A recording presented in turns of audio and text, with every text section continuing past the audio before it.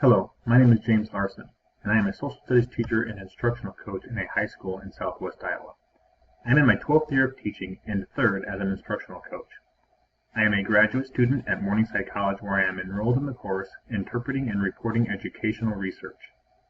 Today I'm going to be discussing my research paper on the effects of instructional coaching on 9th grade student achievement in mathematics.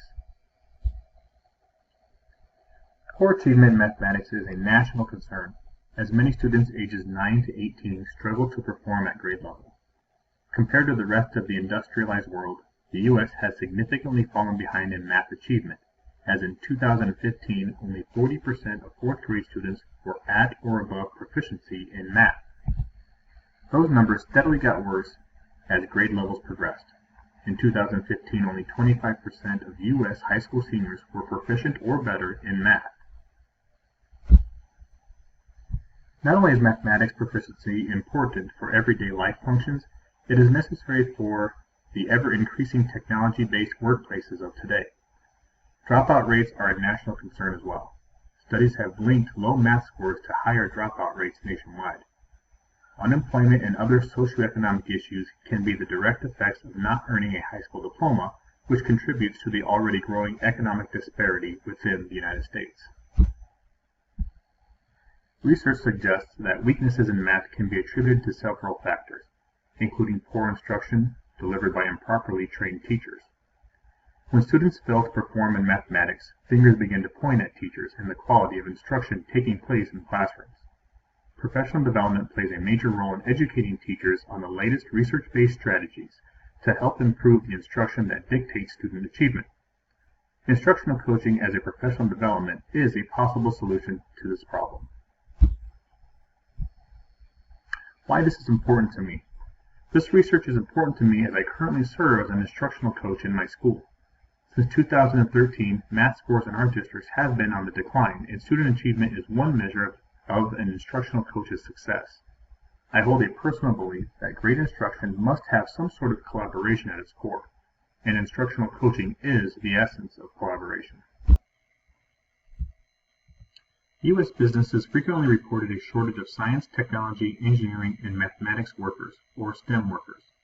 This is problematic, as the study found that over the past 10 years, STEM jobs grew 3 times as fast as non-STEM jobs. The study also revealed that STEM occupations were expected to grow 17% in the next 10 years, compared to only 9.8% growth for non-STEM occupations. Research suggests that achievement in mathematics can close the economic gap in our country worldwide. The U.S. Department of Education reports that college graduates who studied math or science have a higher employment rate and salary compared to graduates with other majors. Studies also show that STEM degree holders enjoy higher earnings regardless of whether they work in STEM jobs or non-STEM jobs. Weaknesses in math can be attributed to several factors, including poor instruction delivered by improperly trained teachers.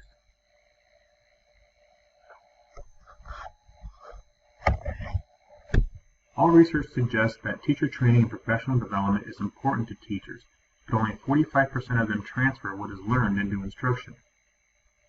Research also shows that coaching is an effective part of a professional development plan. There are 3 main coaching models in professional development to teach training programs: peer, cognitive, and instructional. Peer coaching is a partnership between 2 coaches who equally share the responsibility of planning, teaching, and academic decision-making. This form of coaching is the oldest known method of coaching, and one of the most comfortable with teachers, as it completely eliminates any sentiment of evaluation and judgment. According to researchers, the only drawback to peer coaching is that it does not involve a trained professional to the coaching role, so implementation of research-based strategies are less likely to be effective. They also found that effective coaches are trained in the latest pedagogical strategies and practices and are able to build teacher efficacy to implement such strategies. Cognitive coaching is different than peer coaching in that it involves a full-time coach who is trained to work with adult learners and serves in a more of a supervisory role. Cognitive coaching takes a more teacher-centered approach in that the model focuses on improving and cooperating teachers' cognitive development related to instructional decision-making. When administered efficiently, cognitive coaching has produced positive results. In their research, Researchers found that cognitive coaching has directly linked to an increase in teacher efficacy, teacher satisfaction with their profession, and implementation of professional development training. Their study found that 95% of teachers surveyed agreed that cognitive coaching was beneficial to their career development plan. The benefits of cognitive coaching weigh mostly on the side of teachers. While qualitative data on teacher efficacy and support of cognitive coaching indicate positive results, little quantitative data on transferability to student gains has been reported. Instructional coaching is the most recent coaching model to be developed. Instructional coaching is more of a student-centered approach to coaching, in that decisions made in regards to instruction and interventions are primarily based on student improvement goals, opposed to other teacher improvement goals. Like the other models, there is little evidence to show that effects of instructional coaching on student learning is truly impactful.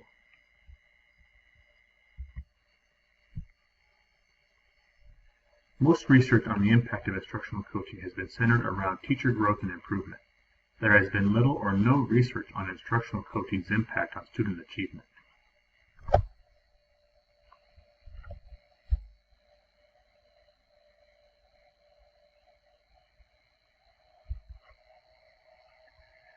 The purpose of this study was to examine the impact of instructional coaching on student achievement in mathematics.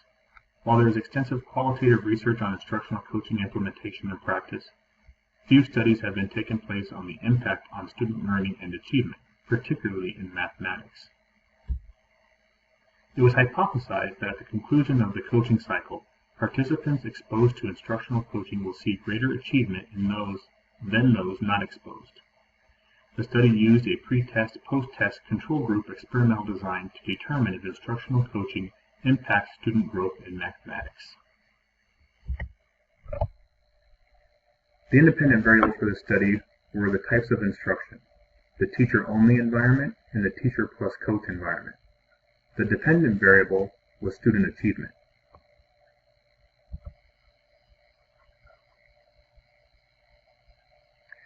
Possible impacts. There are several possible impacts of this study. This study could be used in the planning of professional development for teachers and school leaders alike. It could impact the work and professional learning communities and promote collaboration among teachers within a school building. And it could also impact student growth and learning.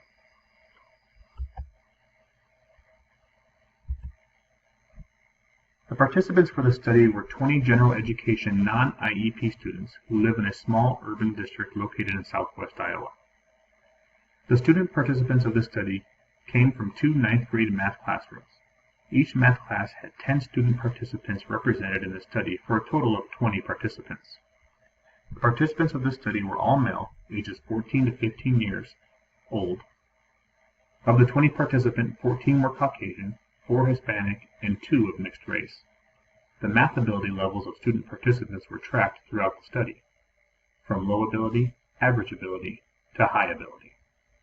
The experimental group was a class taught by a licensed teacher with 5 years of teaching experience. An instructional math coach was the third adult participant. The instructional coach was a licensed teacher of 11 years with 2 years of experience as a coach. The instructional coach was assigned to the experimental group. The primary materials used for this study were pre-test and post-tests, daily coaching logs, laptops, integrated math textbooks, and the internet. The procedures for this study were different between the control group and the experimental group. The control group was the teacher minus coach environment. At the beginning of the study, the control group teacher administered the pre-test to its participants. Following the pretest, the teacher proceeded to teach the Integrated Math 1 material. The teacher used a pacing guide and followed the deliver and assess model of instruction, meaning that they used daily worksheets, math instruction, direct instruction, and internet. In the experimental group, the teacher plus coach environment, a pretest was also administered at the very beginning for the baseline data. In this model, the teacher and coach followed an assess and deliver model of instruction, meaning that they used formative assessment and collaboration to determine what the next move for students would be based on their readiness and ability.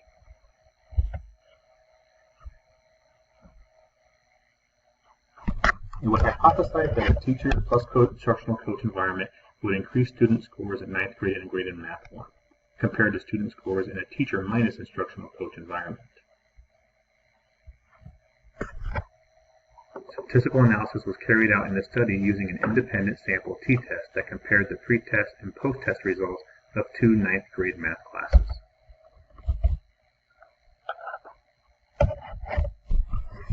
This study was an attempt to investigate the impact of instructional coaching on student achievement in mathematics. Again, it was hypothesized that instructional coaching would have a significant impact on student achievement and that student proficiency in integrated math 1 would increase. The hypothesis was accepted. A pre-test post-test design was used in the study. Pre-test results showed that the 10 participants in the control group and the 10 participants in the experimental group demonstrated no statistical difference in performance at the time of the pre-test.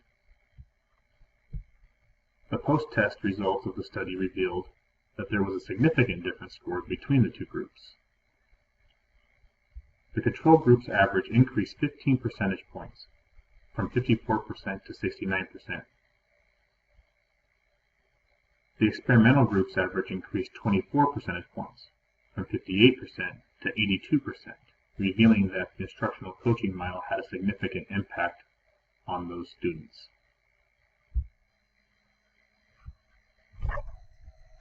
The post-test results of the study revealed that there was a significant difference in scores between the two groups, confirming the hypothesis. The table here reveals that there is a difference here. As you can see, the control group had a mean average of 69%, while the experimental group had a mean average of 82% on the post-test. Two implications can be drawn from the results of the study. First, students benefit most from student-centered coaching. The classroom that was used for the study was subjected to many different strategies engineered by the instructional coach. As a result, students received individualized attention and had their individual needs met more consistently. Instruction also improved in the teacher plus coach environment. Second, instructional coaching is a valuable method for professional development for teachers of all experiences. The teacher involved in the coaching reported higher teacher efficacy and improved instructional practices as a result of working with an instructional coach. At the conclusion of the study, data was shared with the rest of the staff and more teachers accepted the idea of working with an instructional coach. There were several weaknesses of this study that needed to be examined. The first and most limiting factor was the sample size of the experimental and control groups. Each group consisted of only 20 participants total. This study required a larger sample size to ensure that there was a representative distribution of the population. In an effort to pull an academically equal sample, the researcher chose students of 3 varying academic abilities. Due to the small sample size of academic abilities, further research is needed to determine the impact, if any, instructional coaching has on each level of ability. It was concluded that 60 to 80 students would have been more representative number for this study. Another limiting factor was the amount of time to carry out the research. This study lasted only 4 weeks and covered only 1 mathematical unit of study. Most research on the effects of coaching on student achievement take place over an entire school year or longer. The final limitation was the study only focused on 1 grade level. This theory would have more support if this same model was used across multiple grade levels instead of being restricted to only 9th grade.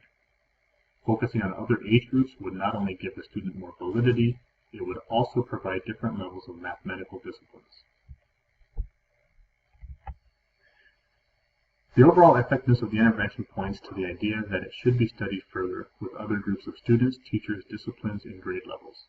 The overall sample size of the study was too small and therefore did not account for the many different types of learners who are enrolled in mathematics classes.